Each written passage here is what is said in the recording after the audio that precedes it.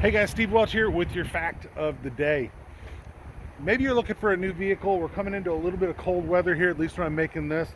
And I've had people ask me before, what's the difference between all-wheel drive and four-wheel drive and front-wheel drive and rear-wheel drive and which one's better for the snow and which one's better for my fuel mileage? And there are all those questions are valid, and I'm going to try to answer them very, very easily here to try to help you know which one you need. So there's a reason that they make all-wheel drive and four-wheel drive and front-wheel drive. It's because needs of people are different. So usually an all-wheel drive vehicle will get a little bit less fuel economy than what the front-wheel drive counterpart will. So like I have a RAV4 behind me. This one's all-wheel drive.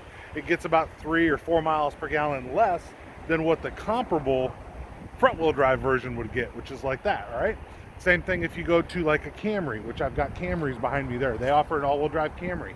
Does the same thing. A little bit less gas mileage or a little bit heavier because they got that extra axle in there. So when you're talking about driving, commuting, things like that, you need to consider obviously your fuel economy. Now, when you're talking about capability, obviously something that has all-wheel drive is going to have the ability to have all four wheels turn. So if you have something that is like a Subaru has an all-wheel drive system that is always on. All right, and I'm trying to stay very, very easy on how I'm talking about it. So it has an always on system. So no matter when you're driving it, perfectly dry weather, snowy weather, whatever, most of their vehicles will always be turning all four wheels with the engine.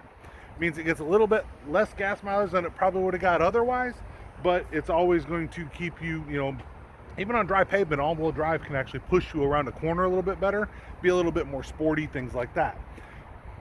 That being said, most all-wheel drive systems that you'll find are a part-time all-wheel drive. What is a part-time all-wheel drive? The vehicle will sense and say, all right, the car is slipping. So if the car is slipping, you know that you need to have a little bit of extra traction. The car will put will engage the all-wheel drive system and start turning those wheels, all four wheels. Now, most of the all-wheel drive systems like that, they can actually turn the front and the rear axle at different speeds. If that's the case, then it could help to pull you out of a pinch.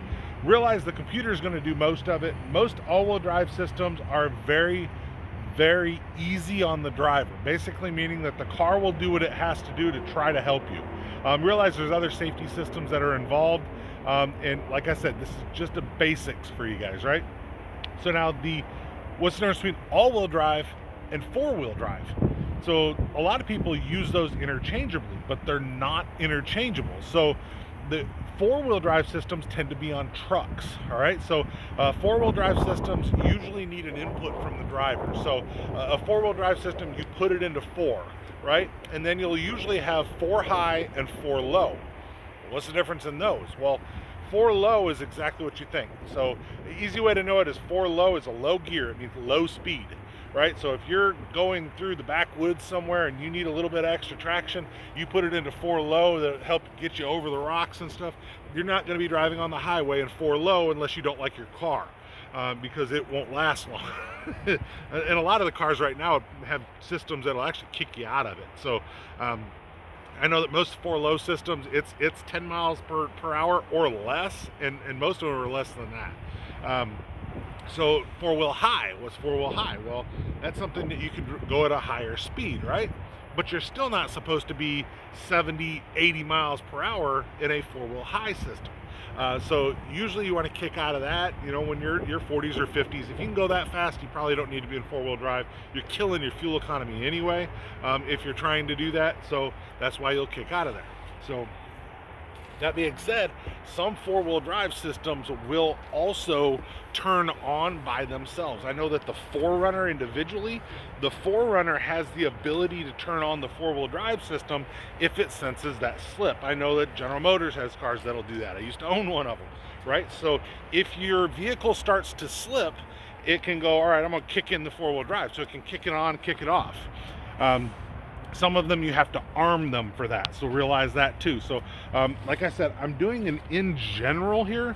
I'm not trying to end all be all, but just kind of giving you guys an idea as to what the differences are. So all-wheel drive and four-wheel drive are different, but they can kind of perform a similar task.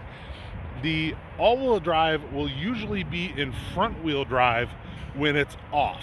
So if it's not kicked on for whatever reason, so you have an SUV, a RAV4, and it's not kicked on in all-wheel drive, it will actually be in front-wheel drive until it sees the need to add that extra thrust, or what do you want to call it, to the back wheels.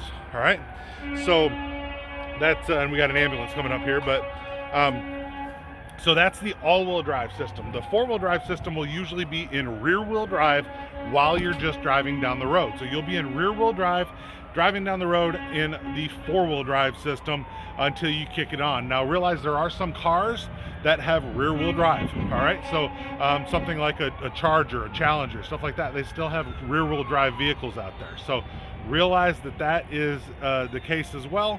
But so like I said, quick synopsis: all-wheel drive is different than four-wheel drive. Front-wheel drive is different than all of that, right? So what do you need? Depends on well, they got loud, right? What do you need? Kind of depends on what you're going to do with the vehicle. If you know that you're going to be off-road a lot, probably the four-wheel drive is what you're going to take. When you're talking about somebody that's driving to work and is just worried about slippery conditions, usually the all-wheel drive is going to be that. Now, if you do a lot of hauling, towing, stuff like that, obviously you're going to be in a truck. Trucks are always four-wheel drive with a couple of caveats, but I'm not going to get into those. But trucks are pretty much always four-wheel drive. Just kind of remember that. So if you're getting a car, if you're getting a, now there are all-wheel drive Dodges, like I believe there's an all-wheel drive Challenger out there now. All-wheel drive Challenger, I believe, is rear-wheel drive when it's off. And then there are also, and I know I'm just getting along with this, but there are also some cars that will adjust a certain amount of percentage to the rear or to the front.